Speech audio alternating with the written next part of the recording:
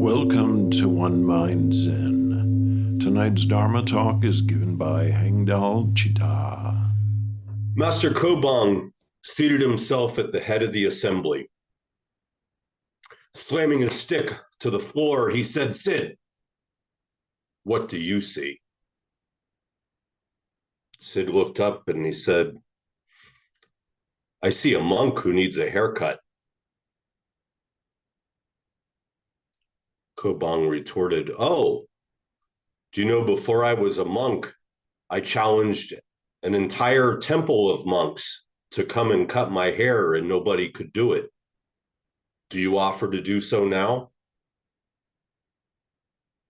Sid said, "No, master, you figured how to cut your own hair once you realized you couldn't weigh your mind.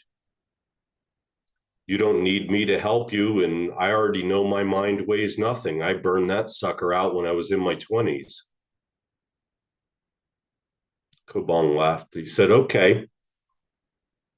So you refuse the compassion of helping me with a haircut, and you don't need help weighing your mind. Why are you here tonight?"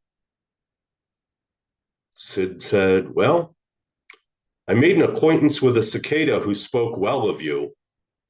And so I came to see what he was chirping about." If you're interested, read the story of Kobang. It's much better than mine. And we'll come back to Kobang a little later. A couple of weeks ago, I talked about the concept of Padaparama, one for whom the highest attainment is the word, somebody who's focused on texts. And I want to continue that discussion a little farther, but in a different direction as we take it in Zen. But I will mention something that Bhante Gunaratana said about intellectual understanding versus true understanding, which was intellectual understanding is like being thirsty and looking at water in the bottom of a well. True understanding is lowering the bucket to get water to drink. So if it's not about intellectual concepts, it's not about creating these constructs, what is it? What is the root of our practice in Zen? And I'll start this with another old Pali term, ehe pasiko, come and see. That's the essence of practice. That's the function. Come and see. Come and see what? Nothing. Where are you going to see it? Nowhere. Who's seeing it? No one. What is there to see? Nothing. And the beauty of the practice of Zen, of coming to see, is that it can take place in a library with 10,000 scriptures or on a rock by a lake. It can take place under the teaching of a great master like Kobang, or Buddha help you if you're stuck listening to me. Because it's you doing the work. And what is the work?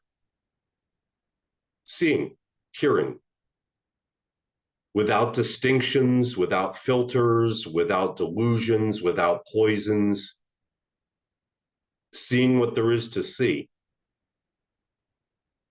When I talk to new meditators, the most common concern about their practice is, I just keep thinking. I can't stop thinking. Well, maybe with practice you think a little less, but thinking happens. It's what the mind does. It's why we call it monkey mind. It jumps around, it chatters. I love the image of clouds floating across the sky. If you're looking at the sky, does it do you any good to deny that the cloud is there? If it's there, then it's not. It's there until it's not. Maybe it's there all day. Maybe it's gone by in a few seconds after looking remarkably like a dragon. It's just floating. It's going by. The point is not to grasp it. But to push it away is senseless. To deny it's there is senseless. So what's the practice? Again, come and see. What are you seeing? What is the thought? And you shine the brilliant light, the illumination, the diamond glow of the paramitas upon that thought, upon what you see, upon who is doing the seeing, and watch it fade away. We have all these problems that we create for ourselves in our practice because they're the problems we create for ourselves in our daily lives. We fail to use our practice properly because we approach it the same way we approach our lives.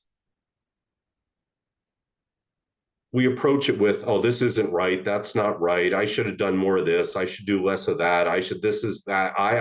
Me. Should, would, could. Oh my God, this is terrible. Oh my God, I can't believe. Oh, now I'm thinking. Now I'm arguing with myself. Now I'm having a conversation. Mung Jin said, don't have a conversation with somebody that's not in the room. Am I in the room? And we just go and we go with it and we go with it and we go with it.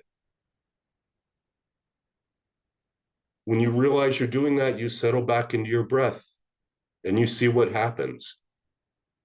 And so we neither grasp nor push away. And sometimes it's dirty, it's ugly, it's not all rainbows and unicorns and sunshine and flowers drifting down from the devas. It's that really crappy thing you did when you were 12 that made your mom cry. And now at 56, you're sitting there going, wow, I was really a shit to my mom that day. Wonder why I thought of that one. An interesting term in Korean Buddhism, which I'm sure I'm going to terribly mispronounce because I'm not Korean and I don't speak it, but it's a term for an enlightenment, and it's kitchim, broken, literally broken, broken through, broken out. The ego, the mind, the fragile little eggshell that we carry all our delusions and perceptions around in, letting it fall to the ground, letting it break open, letting the light shine through the cracks. And it's just broken. And what do we do from there? Well, that's skillful means. Do we sweep it away and let it be broken, or do we follow the old Japanese art and use some gold and put it back together with gold in the cracks? The point is, we don't cling to the brokenness. And I've talked about that before. We don't say, oh God, look at me, I deserve this. I'm angry because I'm broken, or I have a right to be sad because I'm broken. Well, that's pointless. Broken is just broken. And we also don't have this perception of strength. Look at me. I'm never broken. I'm bearing up terribly well under the strain. No. Just come and see things as it is. What is it? Just this. Is it going to change? Yep. Better or worse? Who can tell? It's like that old story. Who can tell? Horse ran away. Sorry. Who knows? Horse brought back other horses. That's great. Who knows? Your son broke his leg trying to break the wild horses. Too bad. Who knows?